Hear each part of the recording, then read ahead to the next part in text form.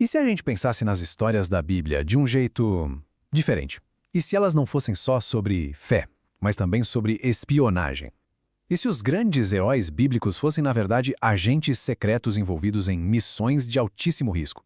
Pois é, hoje vamos mergulhar numa interpretação bem fora da caixa das Escrituras, uma que enxerga a Bíblia quase como um manual para operações de inteligência. Essa é a grande pergunta que vai guiar toda a nossa conversa.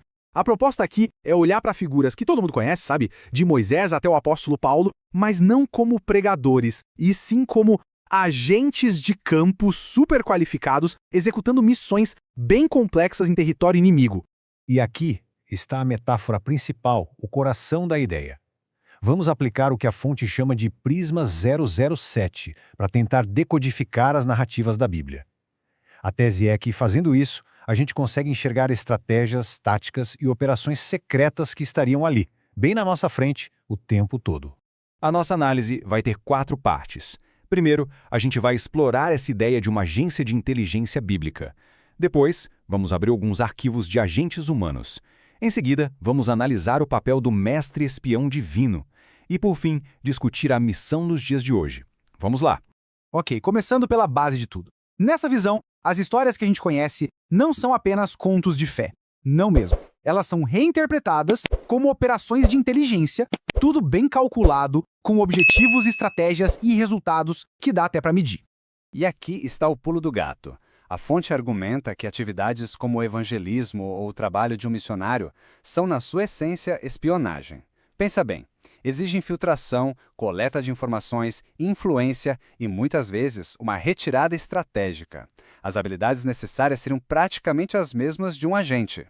Agora a gente entra na parte das evidências que a fonte apresenta para sustentar essa ideia toda. Vamos começar olhando para as figuras humanas que são descritas aqui como verdadeiros agentes de campo.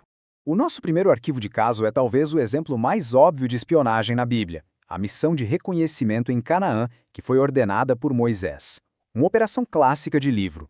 Olha só os detalhes da missão, tudo descrito em termos de inteligência. Não foi uma visitinha, sabe? Foi uma operação oficial, com objetivos claríssimos: avaliar o poder militar, as defesas, os recursos do inimigo, e os relatórios que eles trouxeram de volta simplesmente moldaram o destino de uma nação inteira.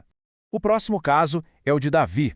Na época em que ele era caçado por seus inimigos, ele usou uma tática de sobrevivência, que, se a gente olhar por esse prisma 007, é vista como uma manobra de espionagem de altíssimo nível. O que é fascinante aqui é como a atitude de Davi ganha um novo contexto. Não foi só desespero, foi uma simulação calculada. Ele mudou completamente o comportamento, agiu de forma irracional, tudo para criar uma persona falsa que o inimigo comprou, por espionagem de sobrevivência.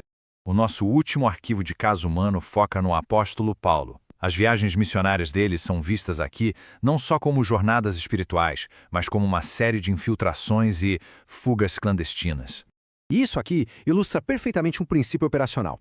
A fuga de Paulo de Damasco é descrita como uma operação de exfiltração de livro. E esse padrão se repete. Ele entra numa cidade, causa um impacto, digamos, ideológico e sai antes de ser capturado. A cartilha de um agente é entrar, agir e sair. Bom, agora a análise fica mais profunda.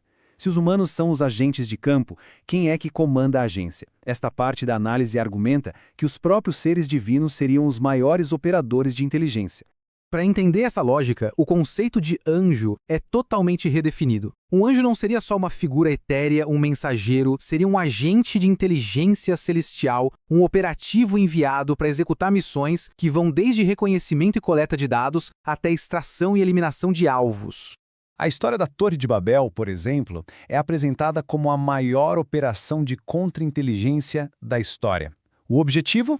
Claríssimo: parar um projeto global. E o método não foi destruição física, foi sabotagem de comunicação.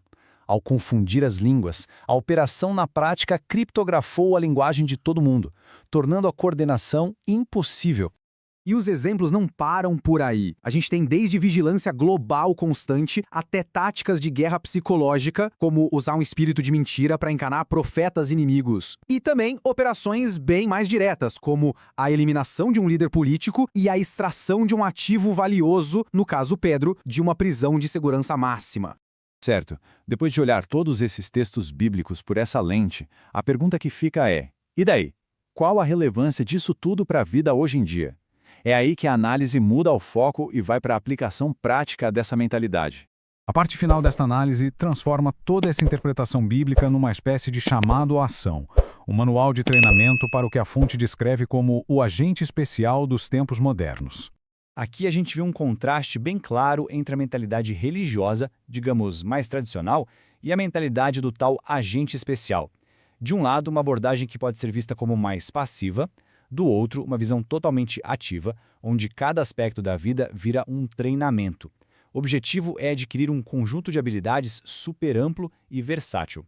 E aqui estão os passos práticos desse treinamento. A ideia central é que um agente tem que ser bom em tudo. Cada hobby, cada tarefa, cada desafio é uma chance de evoluir. Perder num jogo não é só uma derrota, é uma coleta de dados sobre a técnica do oponente, algo que precisa ser estudado e superado. Essa citação amarra bem o objetivo final. A identidade que se busca construir não é só de uma pessoa de fé, mas a de um operativo eficiente, alguém capaz de atuar em qualquer ambiente com uma gama enorme de competências. E a gente termina com uma pergunta para todo mundo pensar. Se a vida é vista como um grande campo de treinamento, como sugere essa análise, a questão que fica no ar é: qual é exatamente a missão para a qual todo esse preparo está sendo feito? É uma pergunta que vai além do texto e entra no propósito de cada um. Este vídeo é apenas um resumo de um estudo mais amplo e aprofundado. Clique no vídeo para saber mais.